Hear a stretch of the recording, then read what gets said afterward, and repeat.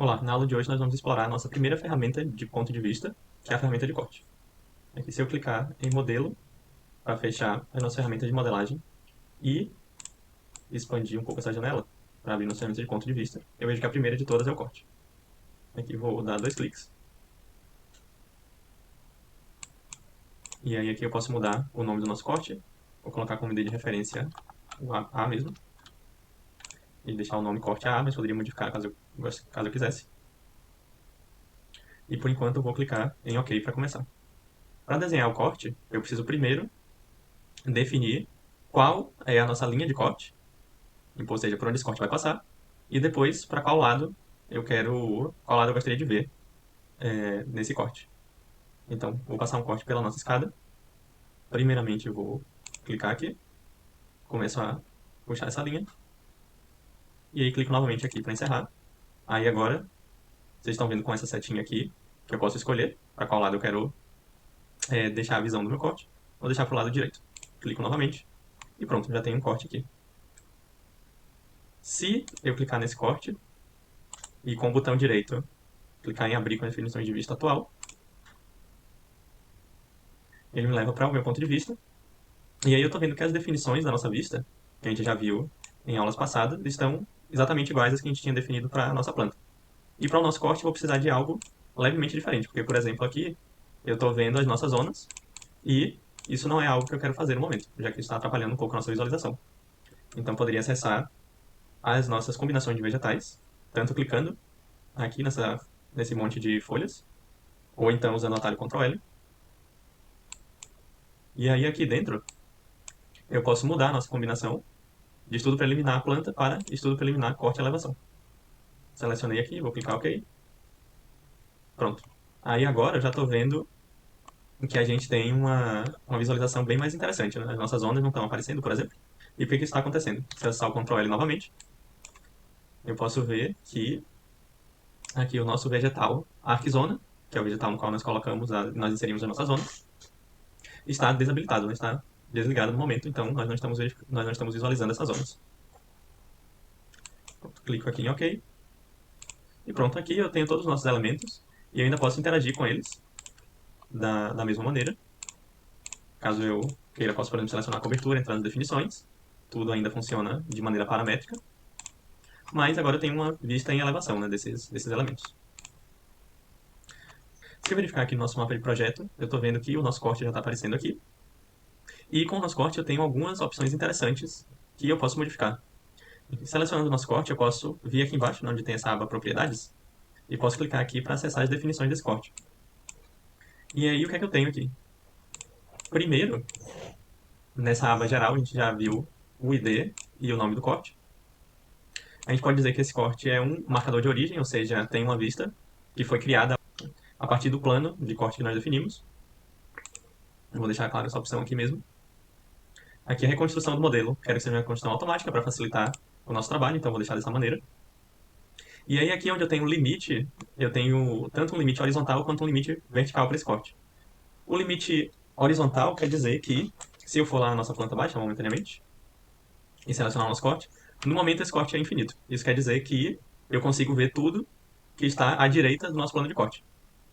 Mas se eu entrar nas definições de novo aqui usando Ctrl T mesmo, eu poderia trocar isso aqui para limitado, e se eu seleciono essa opção, aí agora já aparece essa linha aqui, no final do nosso corte, que eu posso clicar para regular até onde eu gostaria de ver o nosso modelo. Então, pra gente não tá fazendo muita diferença agora, mas só para mostrar para vocês, se eu trouxesse essa linha aqui para frente, aí, vou utilizar para cá, na verdade. Trouxer para cá e agora a gente não vai mais conseguir ver nem esse pilar e nem essa parede aqui. Se eu voltar lá no nosso corte, pronto. Tanto a parede que ficava aqui não aparece mais, e também o pilar que antes ficava aqui, e as árvores também, não estão mais aparecendo. Aqui voltando para a planta baixa, vou acessar e deixar agora nessa terceira opção, de profundidade zero, quer dizer que ele vai mostrar somente o que estiver cortado. Se eu clico em OK e vou aqui, também estou vendo que só os elementos cortados agora estão aparecendo. Voltei aqui na planta baixa, entrei nas definições novamente e vou deixar infinito. Já o limite vertical, eu posso também deixar infinito, como está agora. Então, o nosso corte tem um limite horizontal aqui, né, para a direita e para a esquerda, que é delimitado pelo comprimento. dessa linha que nós criamos aqui quando definimos o corte. Mas tanto para cima quanto para baixo, esse corte está infinito. Então ele vai mostrar tudo aqui, tiver acima ou abaixo, independente da altura em relação ao nível zero. Mas se eu acessar as definições desse corte, eu poderia limitar isso aqui e posso colocar um valor caso eu queira. Digamos, colocar aqui 10 e menos 2.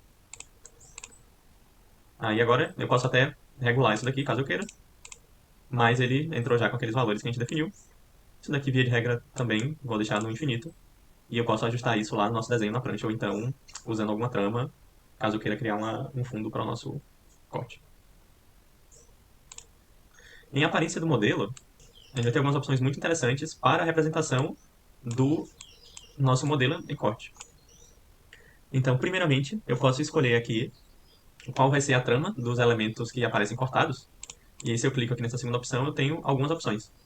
Eu posso utilizar a trama de corte não sombreada, essa seria a opção mais convencional.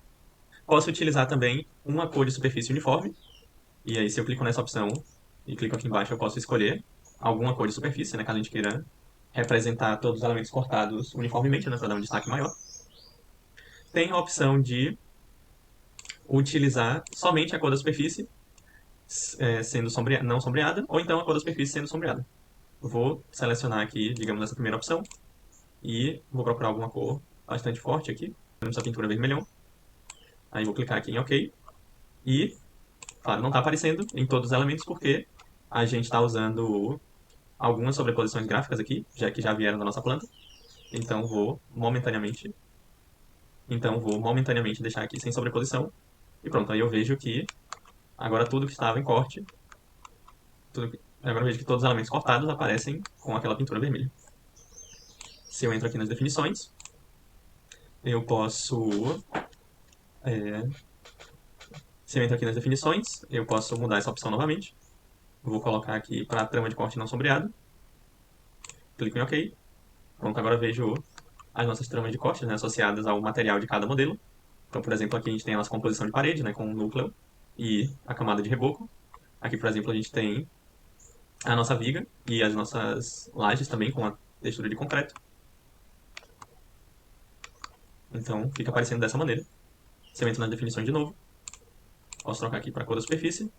E agora eu vejo a cor da nossa superfície, né, a cor atribuída ao núcleo de tijolo cerâmico, por exemplo. E aqui é o reboco, a cor atribuída ao concreto. E aí posso fazer isso tanto sombreado quanto não sombreado. Essa opção estava não sombreada. Se eu trocar aqui para sombreado, aí já mostra um aspecto um pouco diferente. Aí vou deixar na nossa primeira opção mesmo. Mas na segunda opção. Poderia deixar também as canetas de corte uniformes. Tudo que tivesse cortado teria a mesma espessura de caneta. Normalmente não é isso que a gente vai querer, então deixar essa opção desabilitada, mas poderia fazer isso também. Já para os elementos não cortados, a gente tem algumas opções aqui. Do preenchimento misto, posso deixar sem nada. Então, se eu clico aqui em OK, tudo fica branco. Aqui vocês podem ver todos os elementos em vista não tem nenhuma textura, não tem nenhuma trama associada a eles. Se eu mudo para a opção de aqui, caneta uniforme não sombreada, clico em OK, a princípio nada mudou, mas também foi porque eu deixei essa caneta branca. Se eu trocar, por exemplo, para essa caneta aqui azul, aí agora tudo em vista já aparece de uma maneira bem diferente, né? Tudo representado com esse azul, mas também só uma caneta de fundo. Não é uma opção tão versátil assim, é uma opção que a gente, via de regra, vai usar pouco. Posso escolher também utilizar somente a cor da superfície, e de novo, como no corte pode ser sombreado ou não sombreado, então vou deixar primeiro não sombreado, clico em OK, e pronto, volto para aquela opção que nós estávamos usando. Cada superfície tem uma cor atribuída a ela, e é isso que a gente está utilizando aqui agora.